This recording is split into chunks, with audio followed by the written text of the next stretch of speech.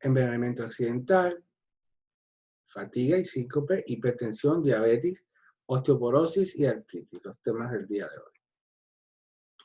El envenenamiento accidental el envenenamiento es una causa importante de muerte. Los medicamentos y los productos del hogar son venenos comunes.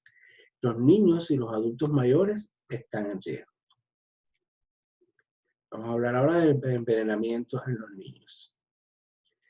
Algunos tips para evitar envenenamiento, ¿no? en la casa, ¿no? En la cocina, el baño y lo que es el garaje, los sitios, las áreas de almacenamiento y los sitios más comunes de envenenamiento son los sitios más comunes de envenenamiento accidental en la casa. O sea, la cocina, el baño, el garaje y las áreas donde se almacenan cosas, porque ahí es donde están los productos que pudieran en un momento determinado accidentalmente un niño o un anciano ingerirlos. Considere lo siguiente cuando evalúe tu casa para potenciales riesgos de envenenamiento accidental. Pregúntate, ¿son los productos peligrosos, potencialmente peligrosos, están todos ellos fuera del alcance de los niños o están almacenados en un gabinete con llave? ¿Están los productos potencialmente peligrosos almacenados en sus containers originales? ¿Están todos los medicamentos y otras sustancias potencialmente peligrosas de tu casa equipadas con tapas resistentes a niños? ¿Son los medicamentos mantenidos en sus containers originales? ¿Están las medicinas o sea, tú puedes hacer la evaluación de tu casa respondiendo estas preguntas? Tú miras si las medicinas están en sus containers, tú miras si los gabinetes son accesibles a los niños pequeños, tú miras, asegúrate de que el número de las cosas que tienes almacenadas en el garaje o en las áreas de almacenamiento de la casa estén, cuáles son las que pudieran ser venenosas si se ingieren. Ok, aquí está el número del Centro de Envenenamiento de los Estados Unidos, al que deberíamos llamar en caso de que tengamos un envenenamiento accidental para pedir ahí mismo primeros auxilios. En caso de que no lo respondamos, llamamos al 911, que ellos en ese caso pudieran transferirnos, ¿no? Estemos preparados para proveer cuando llamamos la siguiente información al Centro de Control de Envenenamiento, o sea, la edad del niño y aproximadamente su peso, la información médica importante sobre el niño, por ejemplo, cualquier problema existente de salud o cualquier condición que tenga, qué sustancias están involucradas en esto, si fue ingerida, inhalada o le cayó en los ojos, salpicaduras en los ojos o fue absorbida a través de la piel, o sea, cómo fue que entró en contacto con el veneno.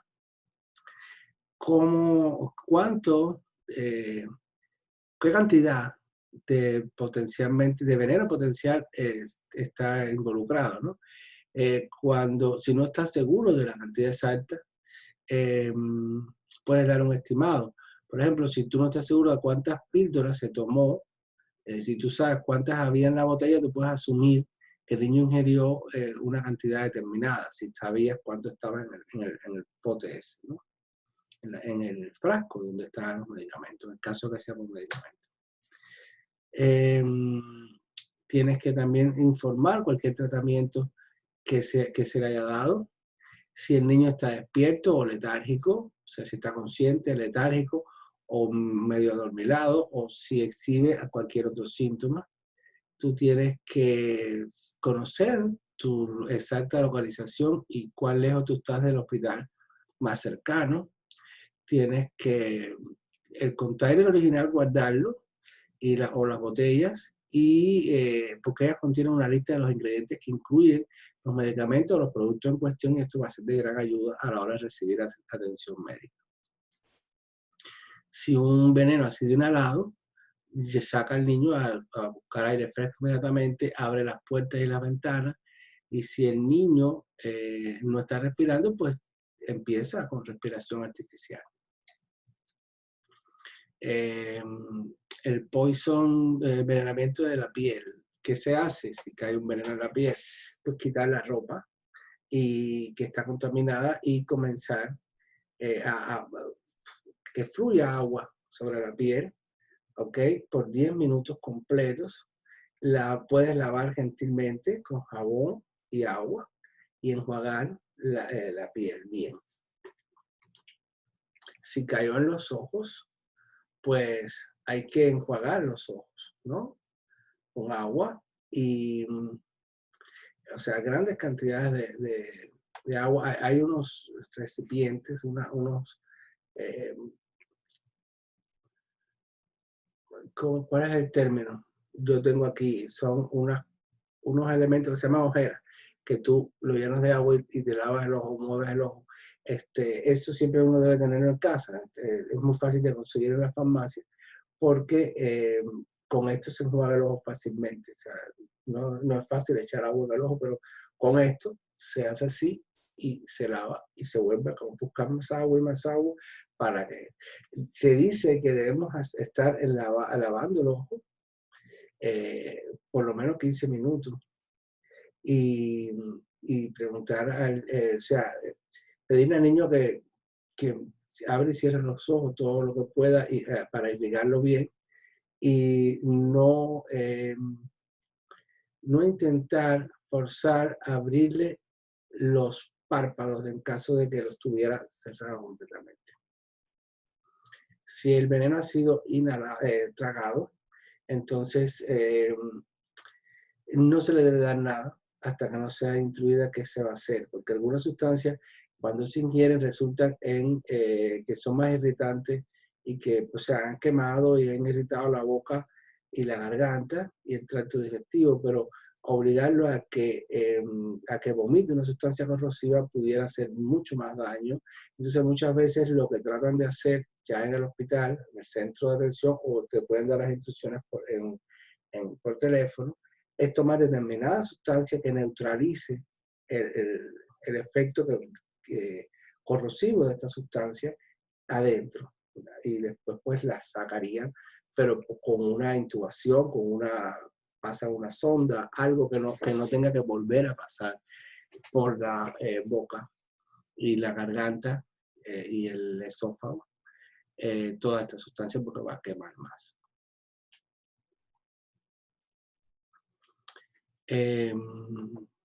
Aquí hay algunos lineamientos generales de seguridad con relación al envenenamiento accidental. Nunca te refieras a los medicamentos como caramelitos, candy, un candy, toma un candy, ¿no? Porque después el niño cuando quiere un candy va y toma la pastilla. No dejes alcohol al alcance de los niños, lee bien las etiquetas antes de administrar medicamentos, especialmente a mitad de la noche.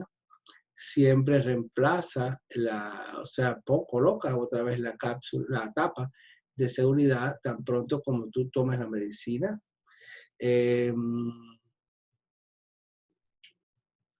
Mantén el número de teléfono de tu centro de control de envenenamiento local en el teléfono, por si acaso uno necesita, ya nada más que está en la agenda, ¿no? Enseña a los niños que nunca coman o beban nada que le ofrezcan los extraños. Mantenga una botella de sirope de ipecacuana. Esto es una sustancia que produce vómito. Se mantiene en la casa, pero no se le da al niño hasta que el centro de envenenamiento no te dice que lo puedes usar. O alguien, un médico, porque ¿qué sucede? Que no todas las sustancias que se tragan, que se ingieren, van a tener que devolverse, van a tener que hacer que el niño vomite. Esto es lo que produce el sirope de ipecacuana, es el vómito. Se toma un poco de eso y vomita inmediatamente, pero en algunos casos bueno y en otros no. En los casos que es bueno vomitar, según lo que se ha ingerido, pues claro que es magnífico tenerlo para no tener que meterle el dedo en la garganta. Nunca deje productos diferentes en containers de alimentos. No guarde nunca nada en un container de alimentos que no sea alimento. que no sea lo que es. Antes de aplicar pesticidas, cuando se van a aplicar pesticidas en las casas, remueva, se saca el niño y los juguetes y las mascotas y mantenga todo lejos hasta que los pesticidas se hayan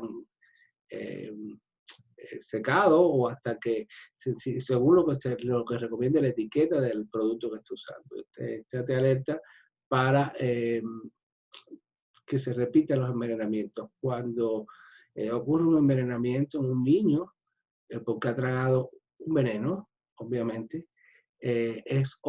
puede ocurrirse, las estadísticas dicen que se ven más veces en ese niño. Aquí hay un enlace que después lo pueden tomar de la clase, que la lectura va a estar. Tienen, nada, el teléfono una vez más es el mismo que vimos ahorita. Esto es las 24 horas del día, los 365 días del año. Ok, vamos a hablar ahora de síntomas tempranos de envenenamiento por plomo. El plomo ya es menos probable, a no ser que la persona trabaje en un lugar donde tenga contacto con el plomo, pero ya actualmente las pinturas no tienen plomo. Han quitado el plomo de las cosas, de los juguetes de los niños. Imagínense que antes habían soldaditos de plomo. El plomo es veneno. El plomo produce un envenenamiento con el uso del contacto con él continuamente, va a producir un envenenamiento.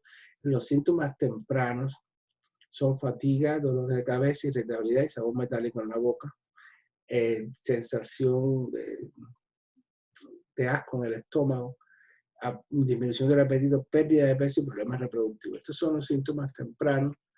Los síntomas tardíos son problemas de memoria, náusea, problemas en los riñones, pérdida de peso, constipación y debilidad en las muñecas y los tobillos.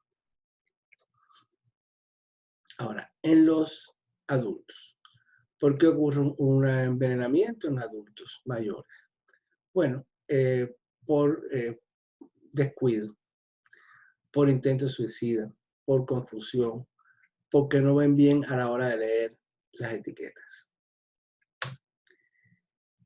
Ok, bueno, hablemos ahora de la fatiga o síncope. El síncope es una pérdida brusca de conciencia por un inadecuado suministro de sangre al cerebro. Por ahí hay una traducción que habla de anemia cerebral. Esto es un disparate técnicamente, pero bueno, en algunos es probable que encuentren ese término en algún lugar. Anemia cerebral no.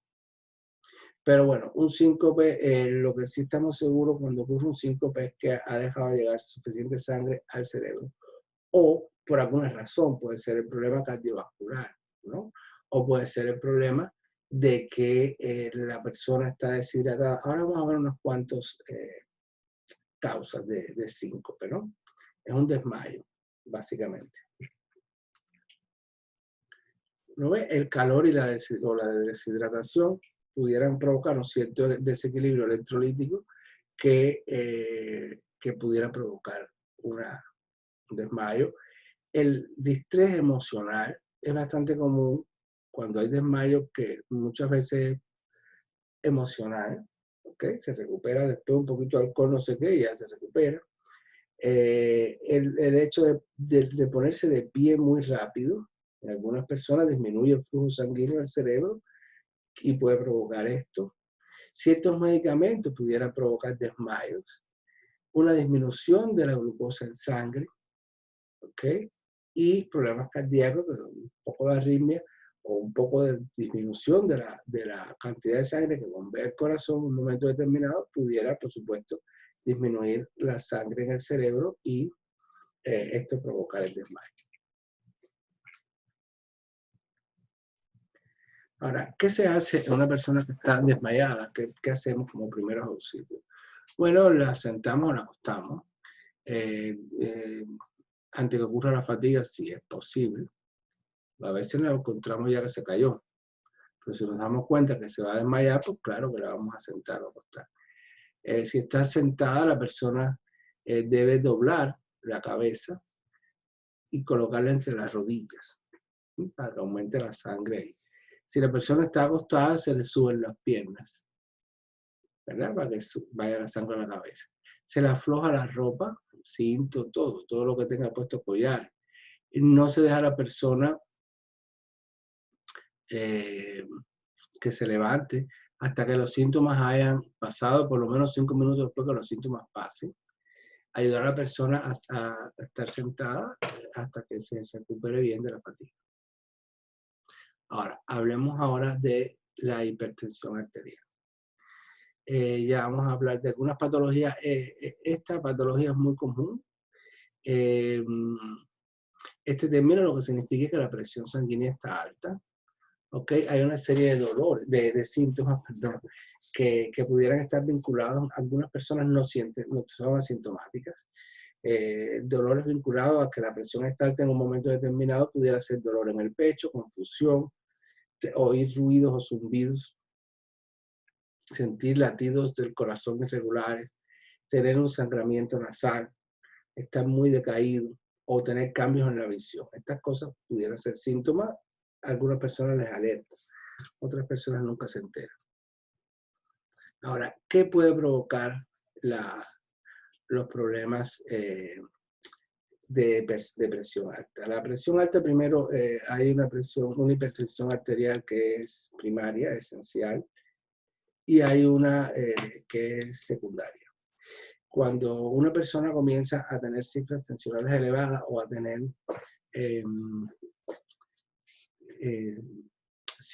síntomas, bueno, si tiene síntomas, pues empieza a tomarse la presión a ver. Y luego el médico le va a mandar que haga unas tomas diarias por X tiempo, a no ser que tenga la presión muy alta en ese momento, entonces hay tratamiento de emergencia y de lo contrario de urgencia. Y si no, pues va a hacerle mediciones durante días distintos para poder tener varias tomas. Una persona que tenga más de 3 tomas arteriales en este tipo de pruebas a diferentes horas del día, pues ya se puede considerar hipertenso, hay que hacerle seguimiento. Y normalmente se hacen una serie de estudios para tratar de determinar si hay alguna causa que se pueda determinar. Pero solamente el 10% de los hipertensos son hipertensiones secundarias. El 90% de ellos van a tener una hipertensión llamada esencial o primaria que probablemente no se sepa exactamente la causa, simplemente los mecanismos fisiológicos de compensación de la presión alta están fallando, algunos de ellos, y entonces la persona a partir de ese momento ya comienza con este problema. Se ve en familias, o sea que es una enfermedad que se puede heredar. Está muy vinculada con algunos factores de riesgo, como el hábito de fumar, el estrés, los trastornos del sueño, la alimentación mala alimentación, sobre todo con cosas con mucha sal, con mucha grasa, favorece la hipertensión arterial. El sedentarismo favorece la obesidad, lo favorece también. Incluso la diabetes, a veces una diabetes descompensada, favorece por los trastornos, los cambios vasculares que hay a que se produzca hipertensión. La presión arterial normal es 120,80 milímetros de mercurio. Un milímetro de mercurio es la unidad de medida, ¿no? En otro tiempo se aceptaban presiones arteriales superiores a esta como normales según la edad. Ya actualmente se considera que todo el mundo debe tener mínimamente 120,80 independientemente de la edad, de los adultos estamos hablando, y que esa es la meta a lograr. Es verdad que una presión arterial de 130,90 no va a provocar daños de inmediato al paciente, pero mantenida durante años sí puede provocar daños también, aunque sea un poquito nada más por encima de 120,80. Por eso es que se prefiere tratar con medicamentos o tratamientos de todo tipo, de otros tipos, lograr cifras de 120,80, independientemente de la edad.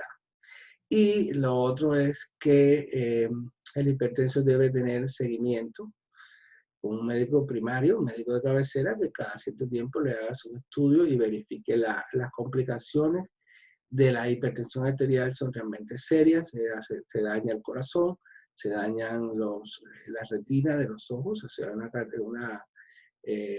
retinopatía hipertensiva. También se puede dañar a largo plazo los riñones, provocando nefropatía hipertensiva. El riesgo de aumenta el tamaño del corazón a la larga, o sea, hay una cardiomegalia, y entonces el riesgo de insuficiencia cardíaca en un futuro o de cardiopatía isquémica también se ve aumentado cuando el paciente es hipertenso. Por otra parte, la hipertensión arterial se trata y normalmente se logra un buen control de la presión arterial si tiene un seguimiento y se toman las medidas correctas. La gran mayoría de los pacientes logran cifras tensionales normales, y esto, cuando un hipertenso tiene cifras temporales normales todos los días, pues es como si no fuese hipertenso. Todos los riesgos que tiene desaparecen, lo único que tiene que estar al tanto de mantener la presión de esa manera. ¿Qué otra cosa? Se trata con antihipertensivos. Déjame ver si me ha quedado algo más. Ok, aquí entre las causas se menciona la sal, que ustedes saben que la cantidad de sal en el cuerpo, o sea, la cantidad de sal que se ingiere debe disminuir lo más posible. También se toma en consideración, de entre las cosas que pueden afectar la presión arterial, las condiciones en que están los riñones, el sistema nervioso y los vasos sanguíneos. Los niveles de diferentes hormonas corporales también se evalúan. Y bueno, esto es lo que quería mencionarles. De todas maneras, aquí hay una video breve también con un especialista en medicina interna que nos va a explicar un poquito más ampliamente sobre este problema de la hipertensión arterial.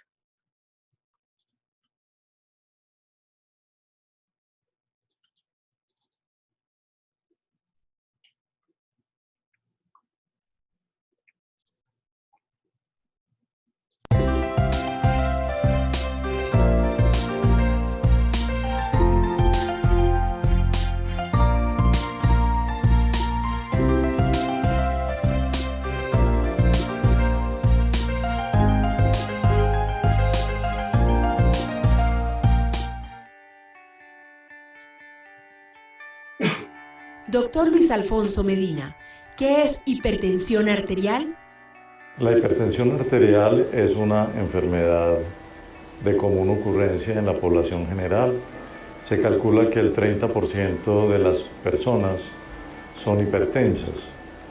Alrededor de 970 millones de personas en el mundo son hipertensas y es el responsable de 7 millones de muertes anuales por sus complicaciones inherentes. La presión arterial alta se refiere a una enfermedad en la cual se aumenta la presión que ejerce la sangre sobre las paredes de los vasos sanguíneos.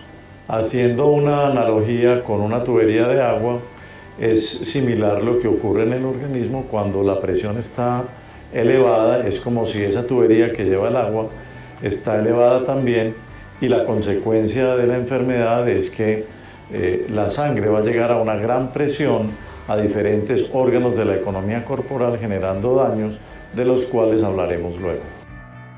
¿Cuáles son las complicaciones de la hipertensión arterial? Las complicaciones de la hipertensión arterial pueden ocurrir a nivel del sistema nervioso central, en donde se pueden formar aneurismas, pueden haber hemorragias o pueden haber lo que llamamos accidentes cerebrovasculares, que el común de la gente llama derrames cerebrales. A nivel de la visión se pueden presentar alteraciones porque la hipertensión arterial daña la retina y causa una cosa que llamamos retinopatía hipertensiva. A nivel cardíaco se presentan muchas complicaciones porque si bien el corazón es la bomba que empuja la sangre por todo el organismo, por supuesto si la presión está elevada, esa bomba puede fallar, puede cansarse y viene una complicación que es la insuficiencia cardíaca. También pueden haber daños en las válvulas cardíacas y daños a nivel de las arterias coronarias, causando isquemia, angina e infarto de miocardio. Otras complicaciones pueden ocurrir a nivel del riñón, porque el riñón es una especie de colador por donde tiene que pasar la sangre minuto a minuto, y ese colador puede dañarse al pasar una sangre con una presión muy elevada, va fallando y se presenta una insuficiencia renal. Insuficiencia renal que muchas veces termina necesitando la terapia de reemplazo renal, que puede ser una diálisis o un trasplante renal. También se pueden dar alteraciones a nivel de las arterias de las extremidades inferiores principalmente, con un tema que llamamos enfermedad arterial oclusiva. Son pacientes que en muchas ocasiones, aparte de los medicamentos, desafortunadamente requieren en ocasiones la amputación de estas extremidades. ¿Cuáles son los valores normales de la presión arterial? La presión arterial se define dependiendo de unos términos que llamamos presión arterial sistólica y presión arterial diastólica. Cuando el corazón bombea la sangre, se eleva la presión a la máxima expresión y eso es lo que llamamos presión arterial sistólica. El otro valor con el que se manejan las cifras de presión arterial es la presión arterial diastólica, que es el momento en el cual el corazón está relajado y la circulación se relaja después de haber recibido el bombeo de la sangre. Ese segundo nivel de presión arterial se llama presión arterial diastólica. Entonces, cuando oímos que una persona tiene 110, 80 de presión, es 110 de presión sistólica y 80 de presión arterial diastólica. Las cifras de presión arterial han ido cambiando a lo largo del tiempo y hoy en día se considera que una persona es hipertensa cuando la presión arterial sistólica es mayor de 130 o la presión arterial diastólica es mayor de 80. Es muy importante tener en cuenta que esas elevaciones de la presión arterial deben ser de manera persistente en el tiempo, porque hay situaciones en las cuales la presión se eleva de manera temporal o transitoria, como por ejemplo cuando alguien tiene un dolor, por decir algo, pero en ningún momento se convierte en una persona que va a ser hipertensa de manera permanente o definitiva. ¿Cuáles son las causas de la hipertensión arterial? Las causas de la hipertensión arterial dependen de muchos factores. El primero y más importante de ellos es de la edad. Generalmente la hipertensión arterial es una enfermedad más común en mayores de 35 años de edad, y en ellos, desafortunadamente, hasta el 90% de las veces se desconoce la causa de la hipertensión arterial. Obviamente entran a jugar un papel importante algunos elementos como la parte de la herencia, como la parte que tiene que ver con el sobrepeso, con una inadecuada nutrición. Entonces es frecuente que los pacientes hipertensos sean obesos, sean pacientes grandes consumidores de sal, sean pacientes que en algún momento pueden tener asociadas enfermedades como la diabetes, pero en general los pacientes hipertensos adultos no tienen una causa definitiva.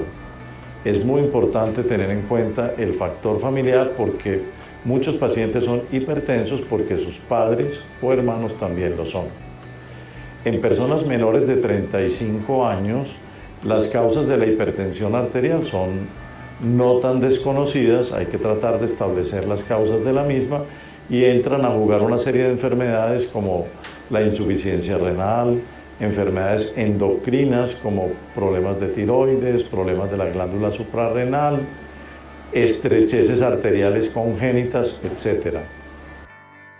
¿Por qué es tan importante establecer las causas de una hipertensión arterial?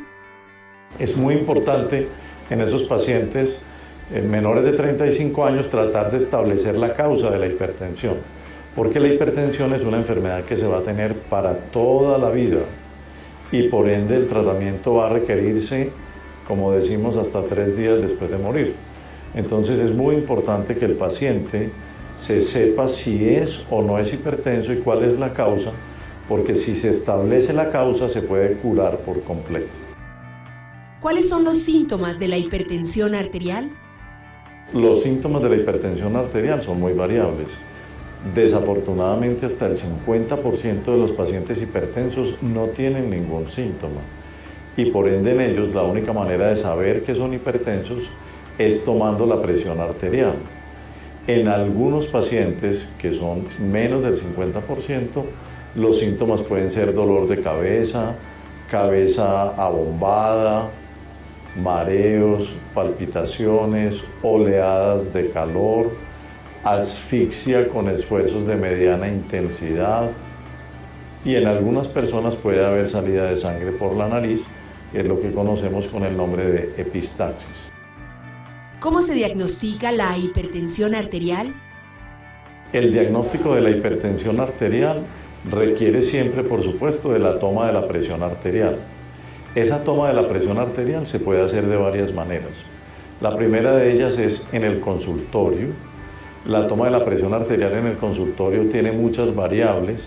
De hecho, se calcula que la tercera parte de los pacientes que están en un consultorio pueden tener hipertensión arterial sin serlo.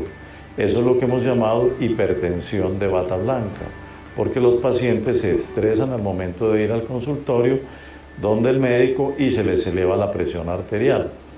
Hay otro grupo de pacientes, al contrario, quienes en el consultorio tienen la presión normal, pero el resto del día pueden estar hipertensos. Eso se ha llamado la hipertensión arterial enmascarada. Entonces, la toma de la presión arterial en el consultorio es una ayuda, pero no es definitiva.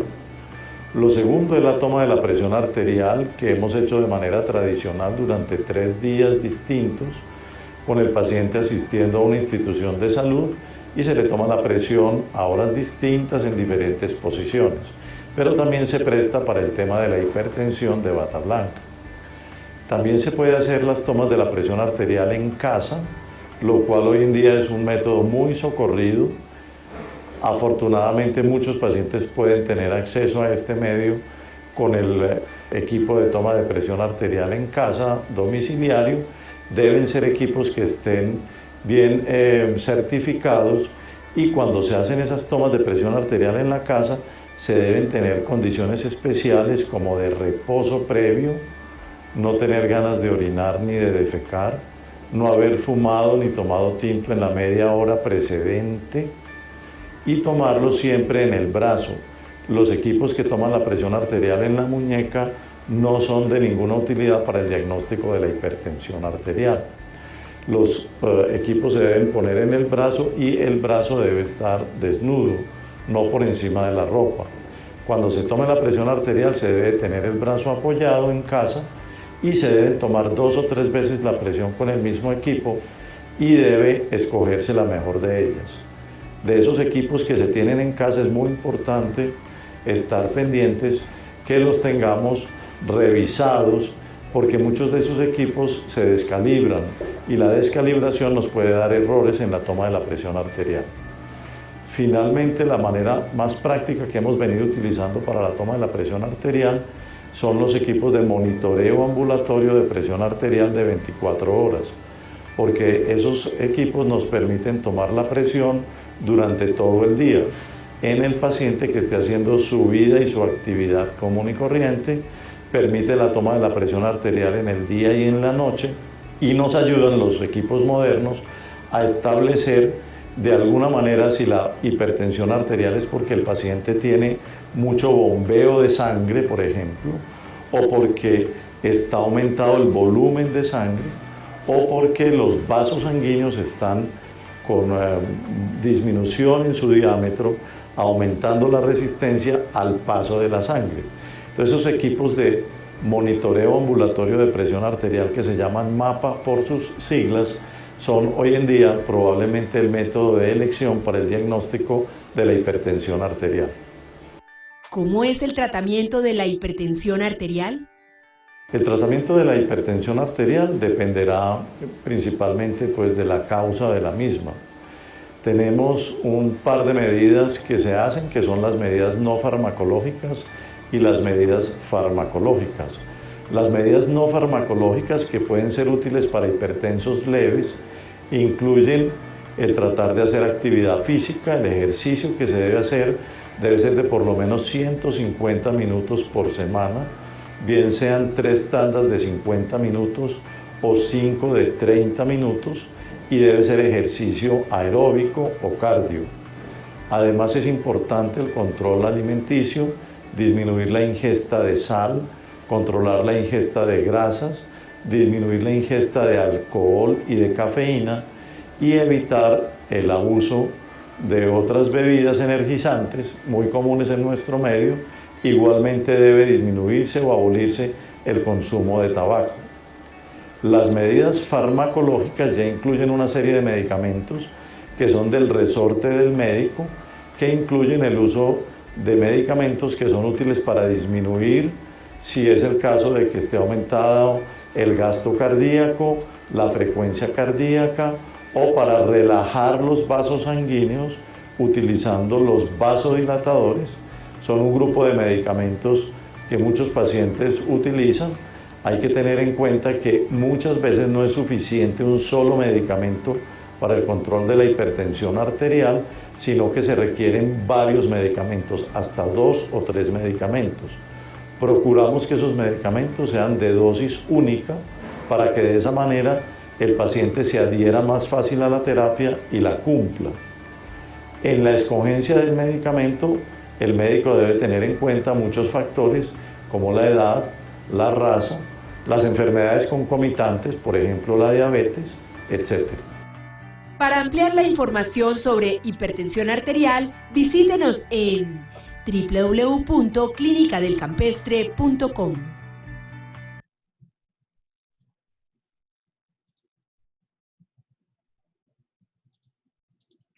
Bien, el otro tema, yo creo que la explicación del doctor ha sido muy buena.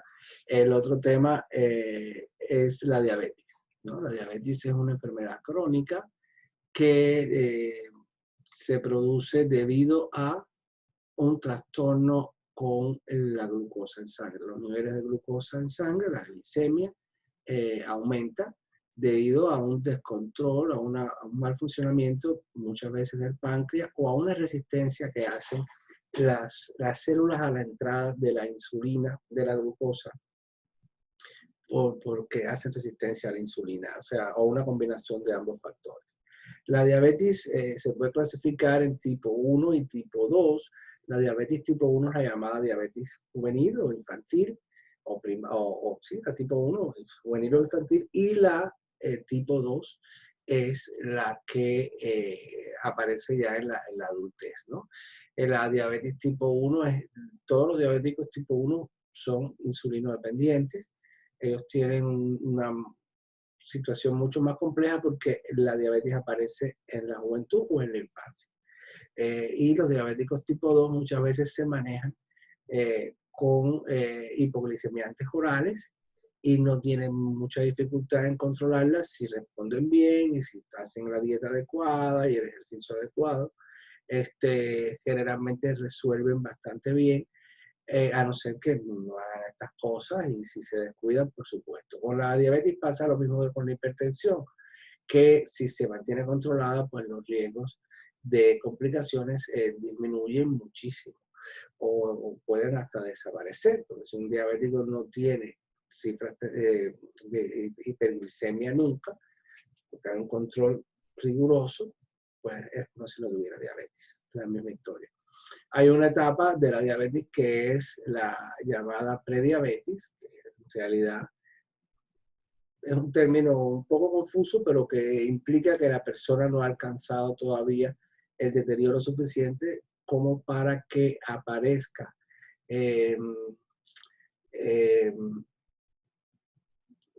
un número de un estudio que se llama A1C. Ese número va a indicar si la persona realmente es diabética o no. Esto mide la hemoglobina, la glucosa en la hemoglobina, asociada a la hemoglobina en los últimos 3 meses. O sea, realmente se puede saber cómo ha estado la cosa en los últimos 3 meses. Si ese número se mantiene en unos parámetros hay un parámetro de unos valores normales, ¿no? Entonces, el que esté por debajo de esos valores, pues no es diabético. Hay una etapa en que está en lo que se conoce como prediabetes, o sea, todavía no es diabético, pero está ya subiendo ese número y por lo tanto tiene que tomar medidas.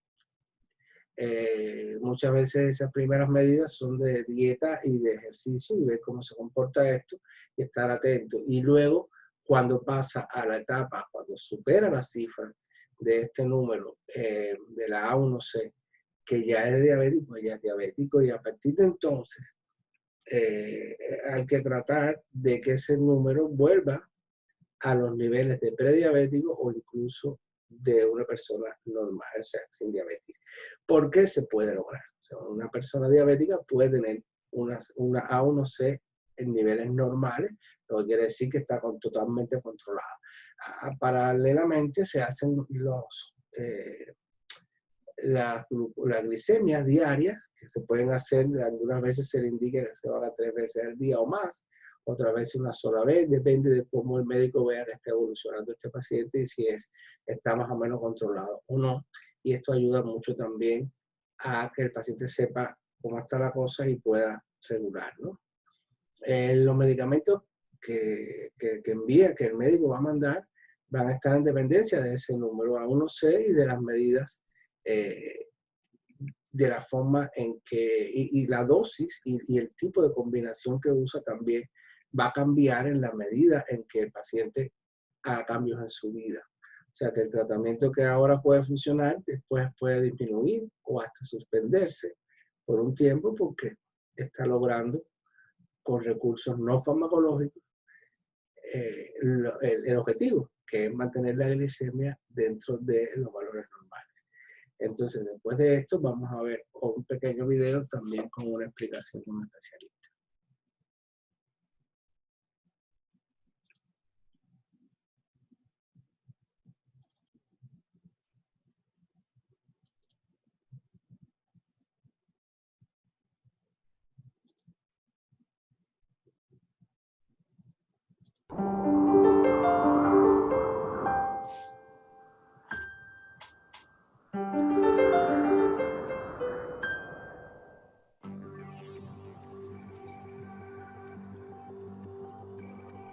Durante el proceso digestivo, gran parte de los alimentos que se consumen se convierten en glucosa, conocida comúnmente como el azúcar en la sangre. La glucosa circula en el torrente sanguíneo y se utiliza como alimento para las células del cuerpo. Sin embargo, las células no pueden absorber la glucosa sin ayuda. Primero, una hormona denominada insulina, que se produce en el páncreas, debe adherirse a la superficie de la célula.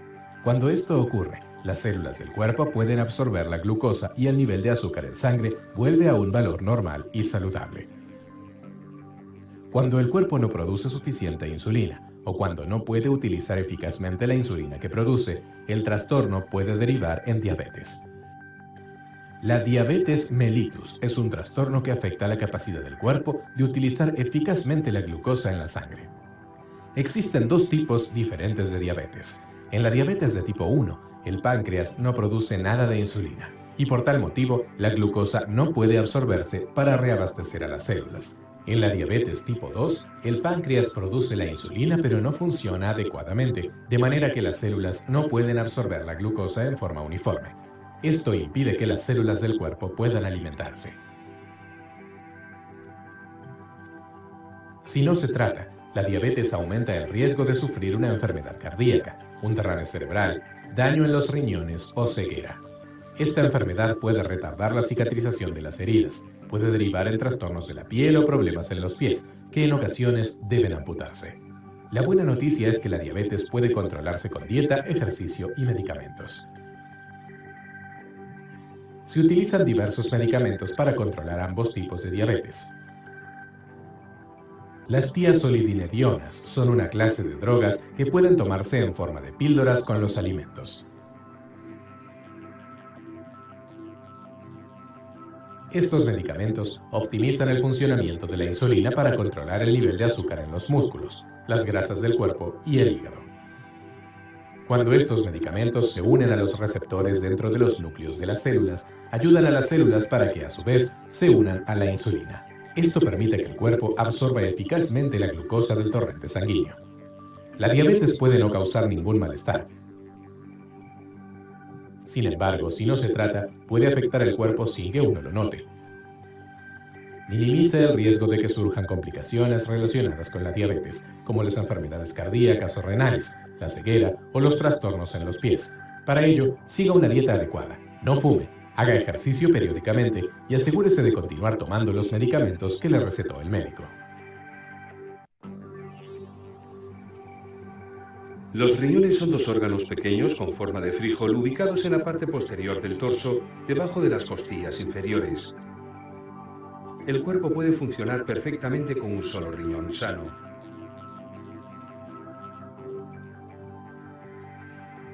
Las funciones de los riñones incluyen equilibrar el contenido líquido del cuerpo, regular la presión sanguínea y la producción de glóbulos rojos, y filtrar los desechos de la sangre. Cada riñón está compuesto por aproximadamente 1 millón de unidades de filtro denominadas nefronas. Cada nefrona contiene una masa compuesta por vasos sanguíneos pequeños e entrelazados denominados glomérulos. Los glomérulos, que son semiimpermeables, permiten el paso del agua y los desechos solubles de la sangre a través de la membrana. Los desechos filtrados posteriormente son transportados y excretados del cuerpo en forma de orina.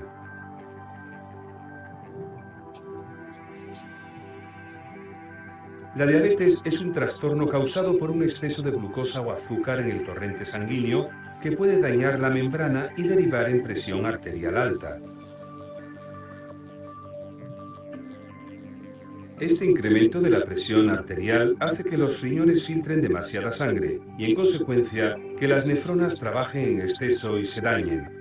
Este trastorno se conoce como nefropatía diabética.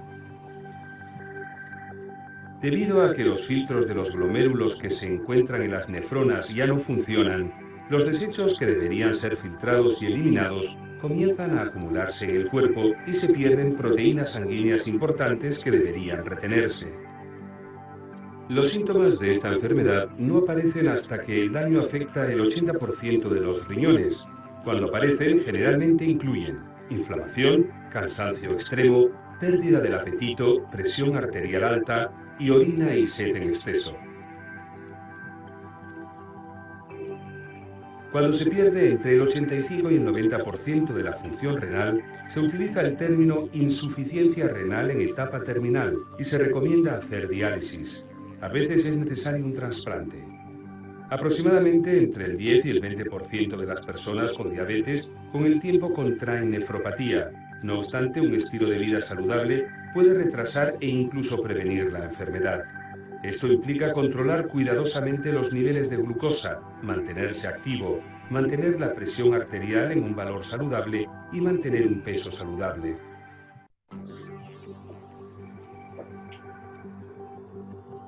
El sistema nervioso humano consiste en una amplia red de tejido especializado que incluye el cerebro, la médula espinal y los nervios que conectan y controlan todos los órganos del cuerpo. El sistema nervioso se encarga de todas las acciones y reacciones del cuerpo en un entorno determinado.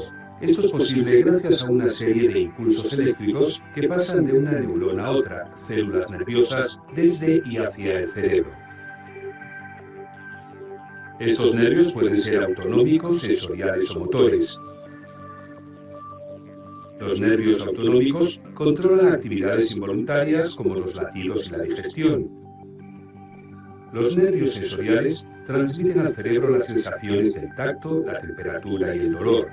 Los nervios motores transmiten mensajes desde el cerebro para contraer diversos músculos utilizados en el movimiento. La diabetes es un trastorno causado por un exceso de la cantidad de glucosa o azúcar en el torrente sanguíneo. La neuropatía diabética es un trastorno que se origina cuando existe una deficiencia o un daño físico en el sistema nervioso debido a este exceso de glucosa en la sangre. El aumento de la glucosa en la sangre puede causar el estrechamiento de los vasos sanguíneos que irrigan los nervios. Estos vasos sanguíneos dañados pueden filtrar compuestos dañinos a los nervios o pueden no proporcionarles a los nervios suficiente oxígeno.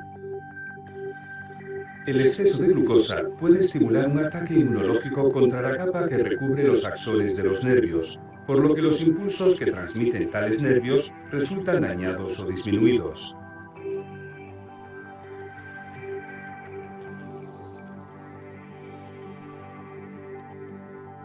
Los síntomas de la neuropatía diabética varían según los nervios que estén dañados en forma permanente.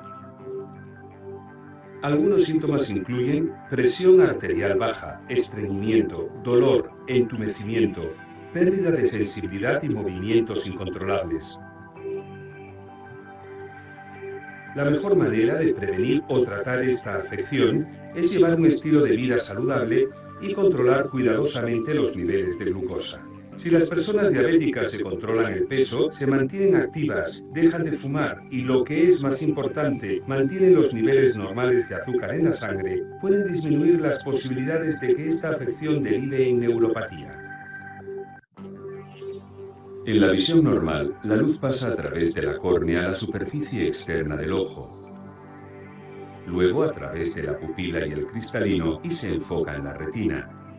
La retina es una membrana sensible a la luz, ubicada en la parte posterior del ojo. Una persona con diabetes puede presentar lesiones en los vasos sanguíneos que irrigan a la retina. Cuando los vasos sanguíneos de la retina están lesionados, pueden segregar sangre, hincharse o desarrollar ramificaciones y prolongaciones en forma de cepillos. Esta lesión puede derivar en retinopatía diabética. Las personas que padecen retinopatía diabética pueden tener visión borrosa, ver manchas negras o sufrir encandilamiento cuando se exponen a fuentes de luz intensa. A medida que la enfermedad avanza, la persona puede tener visión borrosa, puntos ciegos y flotantes vítreos. Los flotantes son partículas pequeñas que alteran el campo de la visión. Si no se trata, la retinopatía diabética puede derivar en ceguera. Es importante que las personas con diabetes se realicen exámenes oculares periódicamente.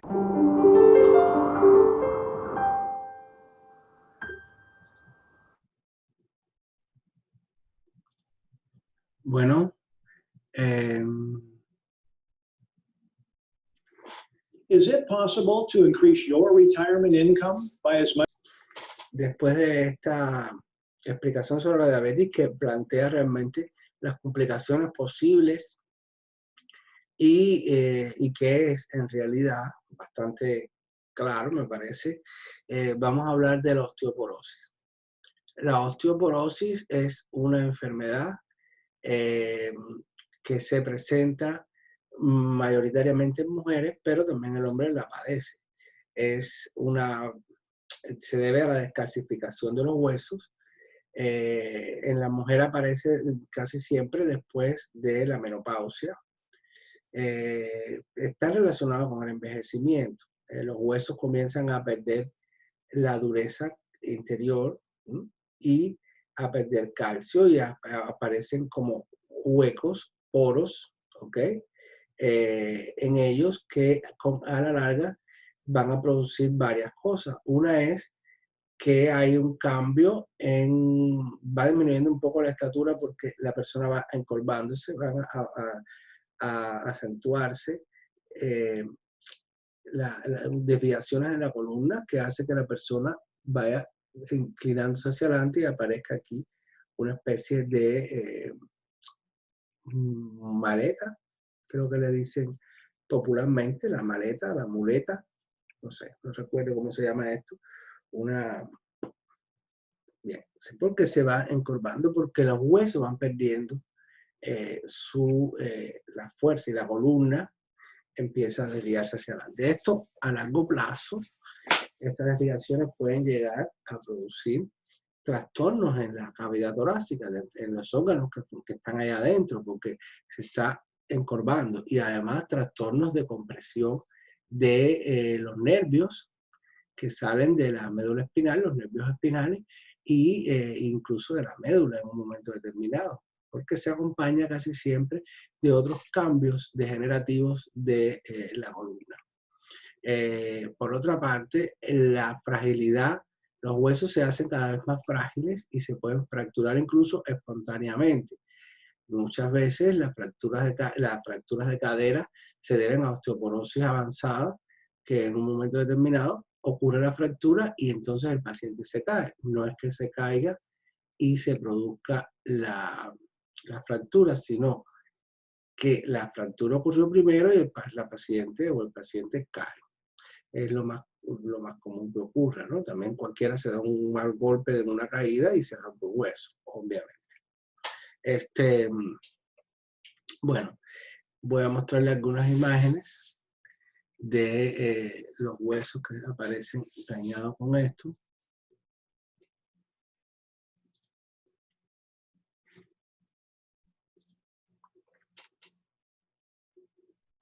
Esto es sobre la diabetes, ya lo habíamos visto.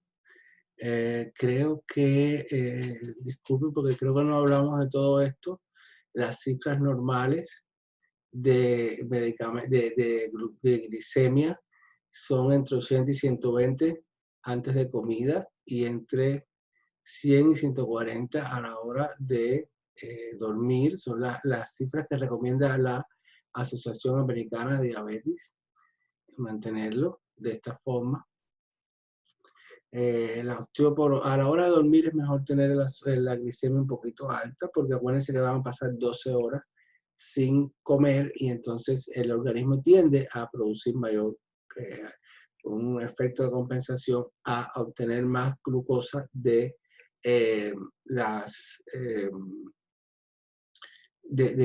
haciendo gluconeogénesis, ¿no? A partir de la grasa y las reservas que hay de glucosa en forma de glucógeno en el cuerpo, y entonces es preferible antes de comer, un diabético antes de dormir debería comer algo para que no llegue a cifras tan altas durante la madrugada. De hecho, a veces ahora cuando se está usando el metformin en la noche, el metformin, si es ese que es de 24 horas, que hay uno que se usa para 24 horas, se toma en la noche, no en la mañana, para evitar esto, ¿no? Para ayudar en estas cifras que tienden a subir en la madrugada, ¿ok? Por la ayuda.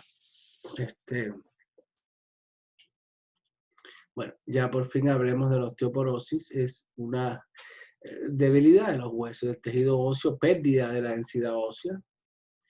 Los síntomas ocurren tarde en la enfermedad y puede haber dolor óseo o debilidad, fracturas con un pequeño o sin trauma, pequeño trauma o sin trauma, pérdida de estatura y dolor de espalda debido a fracturas de los huesos espinales, dolor en el cuello debido a fracturas en los huesos también espinales, y la postura cambia. La meta del tratamiento de la osteoporosis es controlar el dolor de la enfermedad, disminuir o parar la pérdida ósea, prevenir fracturas óseas con medicamentos que fortalezcan los huesos y minimizar el riesgo de caídas que pueden provocar fracturas.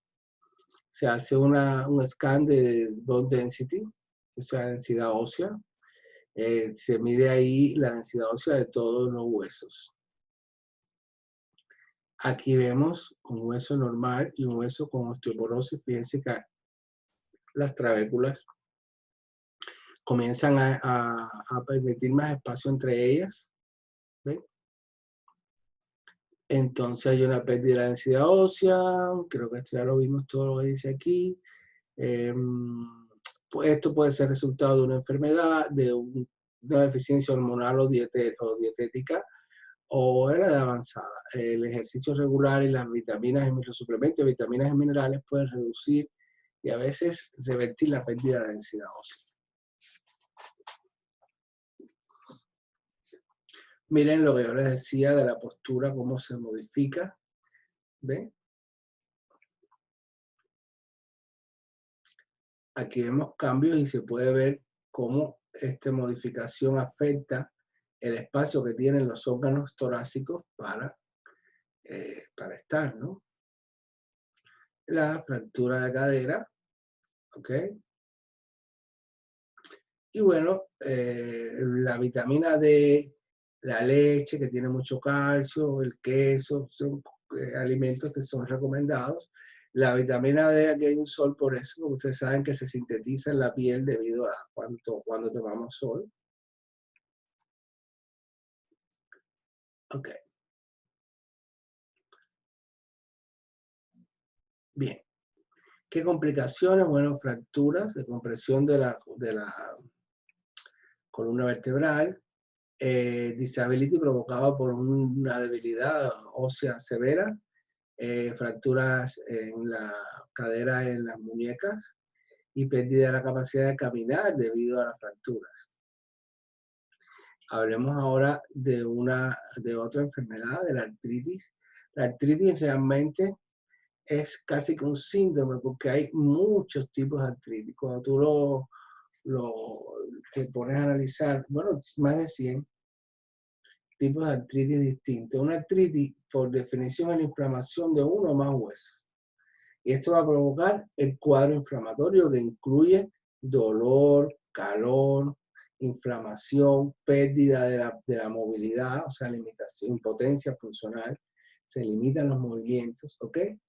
Y estamos hablando aquí de las articulaciones que se deterioran, ¿ok?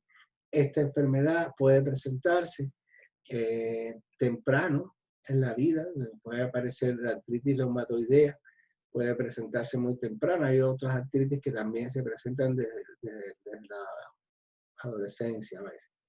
O ser tardía, por supuesto, puede presentarse en diferentes edades. Es más común en los ancianos porque ya por el propio deterioro de las articulaciones, cuando pasan los años, pues se empeora la situación, pero hay casos también de artritis juveniles, ¿no? Por otra parte, la artritis produce deformidad en las articulaciones. No todas las artritis van a producir el mismo nivel de deformidad. Hay muchas de ellas que producen más dolor que deformidad. Y tampoco todas van a producir el mismo nivel de impotencia funcional, porque esto también va a depender del tipo de actividad que haga la persona en cuestión, ¿no? La persona enferma.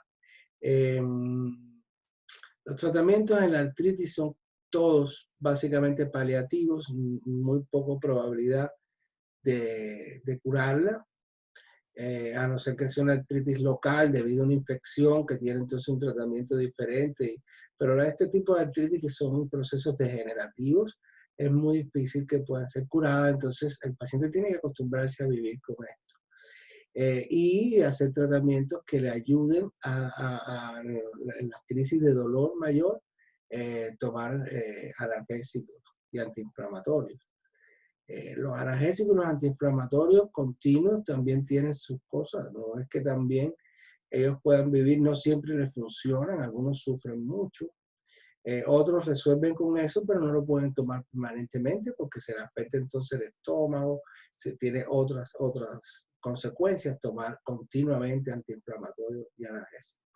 Entonces es un problema bastante serio y para el que lo padece es realmente muy difícil.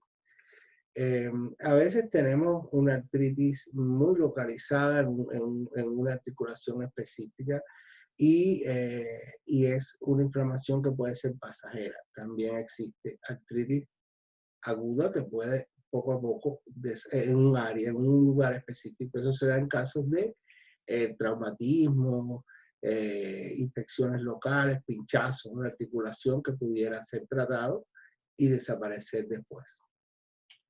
Pero lo más común, por supuesto, cuando hablamos de artritis, es este cuadro de inflamación articular que es crónico y que produce grandes situaciones bien complicadas para el que la padece. ¿Ves? Dolor articular, esos son los síntomas. Inflamación, se reduce la capacidad de mover la articulación, puede que se enrojezca la piel alrededor de la articulación, que haya rigidez, especialmente en la mañana, ¿ven? Y calor alrededor de la articulación. causas. Bueno, dentro de las causas esto es complicado porque hay muchas, ustedes van a ver, pero bueno, vamos a hablar primero de cosas generales. Una enfermedad autoinmune, que es cuando el cuerpo se ataca a sí mismo debido a un trastorno en su propio sistema y que va a producir que considere parte de su cuerpo como extraño y lo ataca. Esto puede ser una causa de artritis. Huesos rotos puede producir artritis en esa área específica, en la articulación involucrada.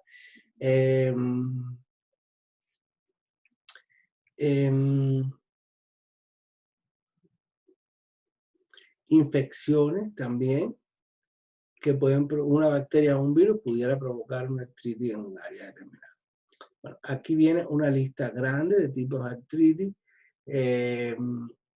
como por ejemplo en el adulto se puede ver la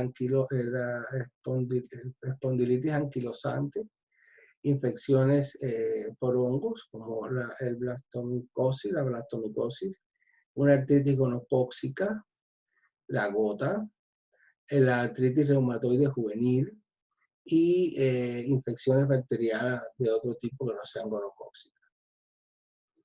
Psoriasis artrítica, el síndrome de Raynaud, la artritis reumatoide en adultos, la esclerodermia, el lupus eritematoso sistémico, la enfermedad de Lima terciaria, la artritis tuberculosa, artritis viral.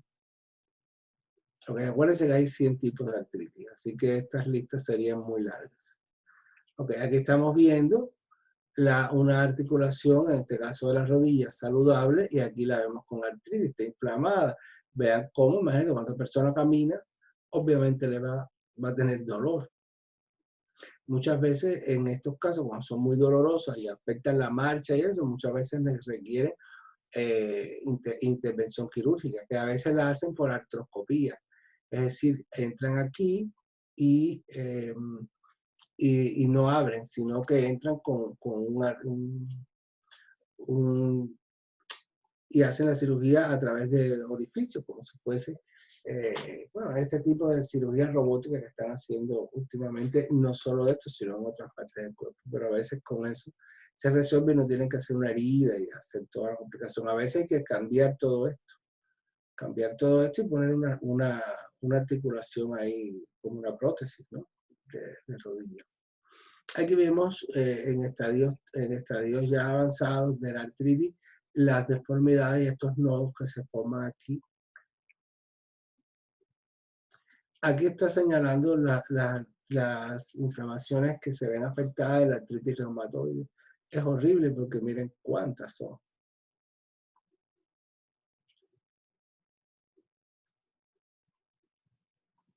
Aquí se ve cambios que hay en la artritis reumatoide también. Aquí vemos deformidades de artritis reumatoide en estadio avanzado. Mira. Cambios en los cartílagos y membrana sinovial. Miren cómo se ve aquí de deteriorada esta articulación que es la del fémur, la de la cadera.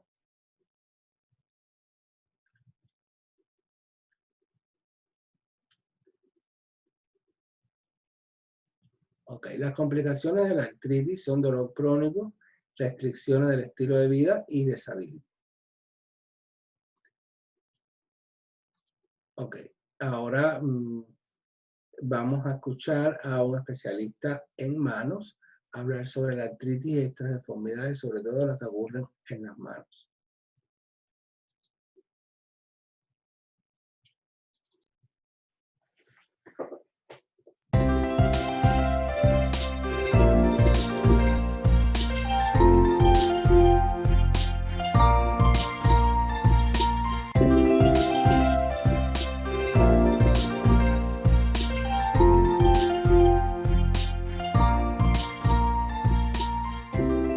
Doctor González, hablemos de las enfermedades articulares como la artrosis y la artritis en las manos.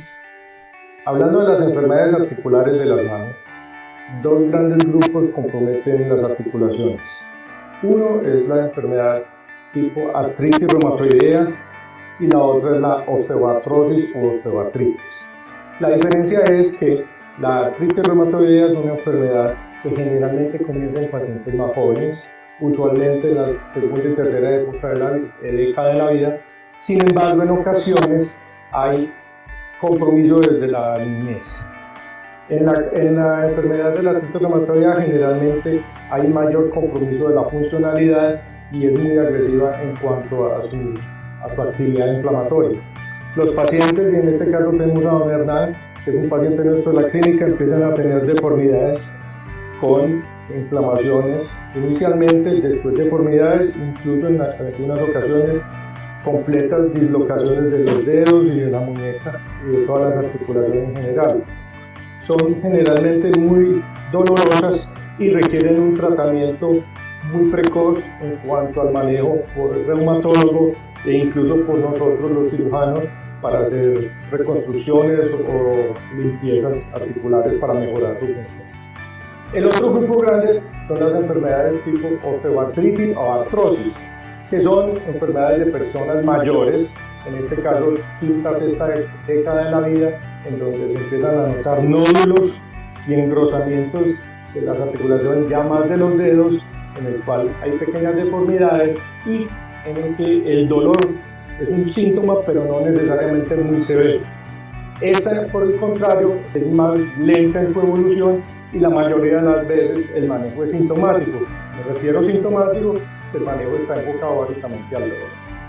Doctor González, háganos una claridad sobre los términos osteoartrosis y osteoartritis. ¿Son lo mismo?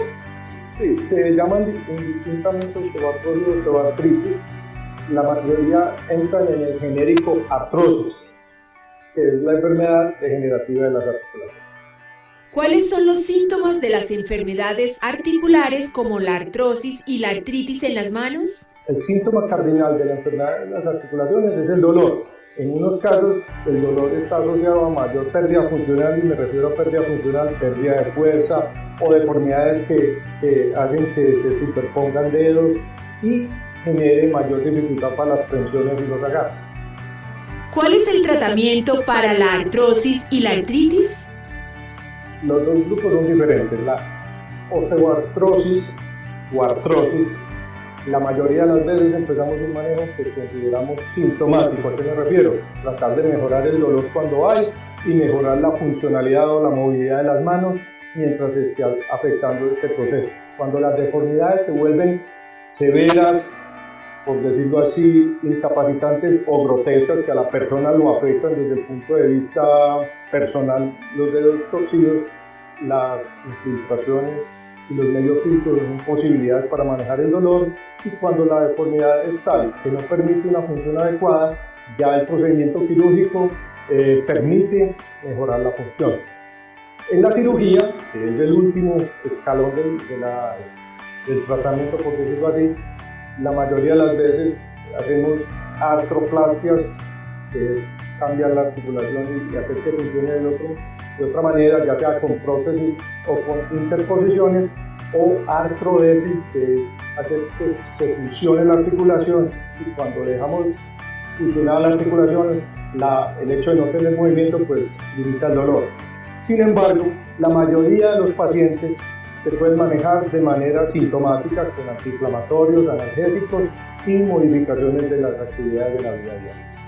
En la artritis reumatoidea, en este caso, como les decía anteriormente, hay mayor compromiso con mayor deformidad y dificultad funcional.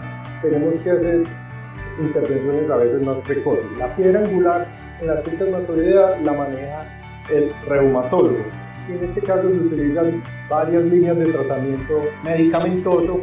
Cuando las deformidades o las inflamaciones son persistentes, la intervención quirúrgica por parte de la cirugía de mano, la ortopedia o la cirugía plástica permiten hacer limpiezas, corregir funciones o reemplazar articulaciones que están totalmente destruidas. ¿Son curables la artritis y la artrosis? Se considera la artritis y la artrosis una enfermedad incurable, lo que se llama para nosotros el controlable el proceso. El objetivo desde el principio es moderar y modelar el proceso inflamatorio, con el cual logramos conseguir no solo la mejoría en la calidad de vida de los pacientes, sino la limitación del daño a futuro.